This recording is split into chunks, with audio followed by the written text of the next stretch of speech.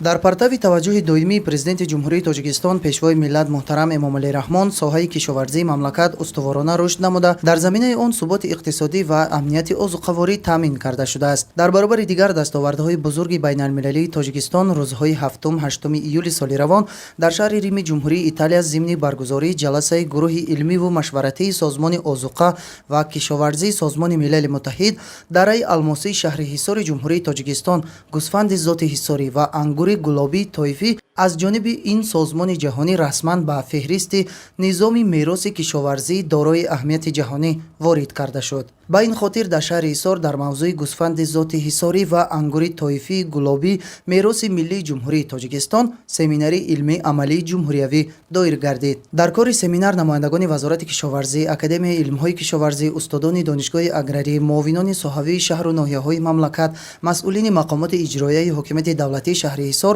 ва хоҷагидорону кишоварзон иштирок доштанд. Дар қисмати амалии семинар ҳозирин аз намоишгоҳи гӯсфандони зоти ҳисорӣ ки ҳоло дар хоҷагиҳои чорводории шаҳри Ҳисор парвариш ёфта истодаанд дидан карданд.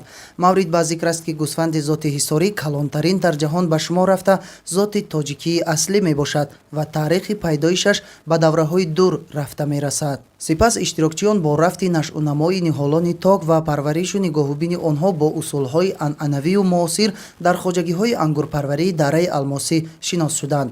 Дар даврони истиқлолияти давлатии Тоҷикистон майдонҳои ангурзорҳо васеъ шуданд ва дараҷаи паҳншавии шинохти ангур ба арсаи ҷаҳон хотири ба даст овардани истиқлолияти давлатии Тоҷикистон ба роҳ монда шуд ва дар тамоми гӯшаву ҷаҳон ангури тоифӣ ва гӯсфанди ҳисорӣ муаррифӣ гардид. Ва мақсади семинар аз тарғибу ташвиқ намудани ана ҳамин зоти гӯсфанди ҳисорӣ ва ангури тоифии гулобӣ мебошад.